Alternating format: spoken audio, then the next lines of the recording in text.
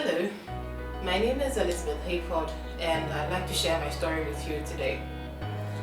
Right after university, that's undergrad, I got the opportunity to go to the UK to further my study, but that came at a cost because trying to find accommodation, trying to take care of your tuition, your feeding, everything fell on me.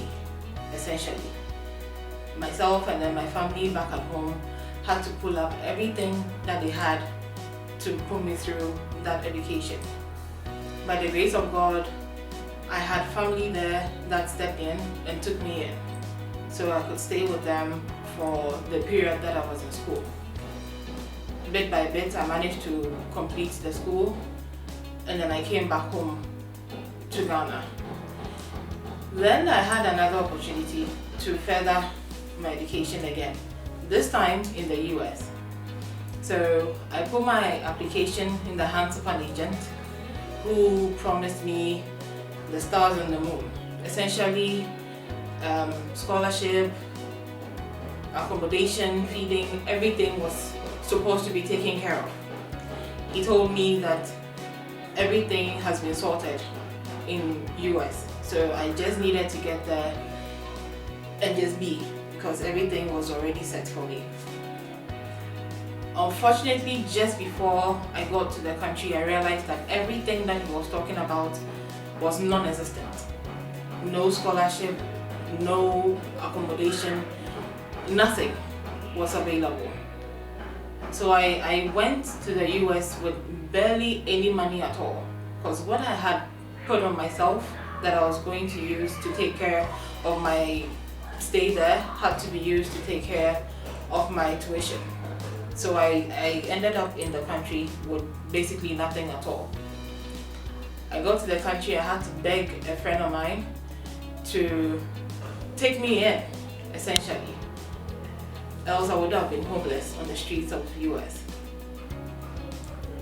Being a foreign student who is in another country with no bearing and almost being homeless is not something that I would wish on my enemy, because it is a harrowing experience that no one has to go through.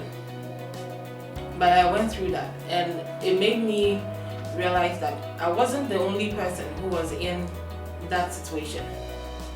There were others who were also facing such. I had family step in, but it wasn't a bed of roses. It came with its own complications, it came with its own problems day in, day out.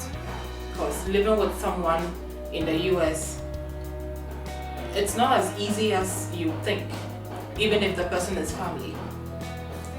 Because everything is expensive in the US. So you need to at least pay your way in some manner or in some fashion. Eventually, I landed a job later, almost to the end of my program. That's when I was able to land a job. But it wasn't long before I had to leave the job and come back home to Ghana. Within my time in the US, I decided to establish contacts. Try to look out for ways that I can actually help people who are in similar situations like myself, who could get the opportunity to go to the US, to the UK, with things that have actually been promised them. Scholarship, tuition, accommodation, everything being taken care of. So that when they get there, they know that indeed everything is set. So I did my homework, I did the connections, I made calls, and by the grace of God, I managed to establish the right contacts who would help with every process. I came back home to Ghana to establish the Elizabeth Hayford Placements Limited, a company that is geared towards making sure that everybody who wishes to be placed in the US, in UK, in Canada, and essentially in any country on this planet can be placed.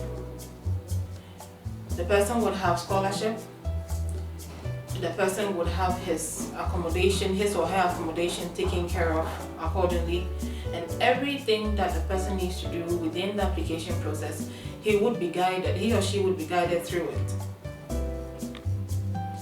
The number to contact for Elizabeth Hayford Placements Limited is 0504973 0504973 Our website is www.ehconsultgh.com. On Facebook, we are EH Consult GH.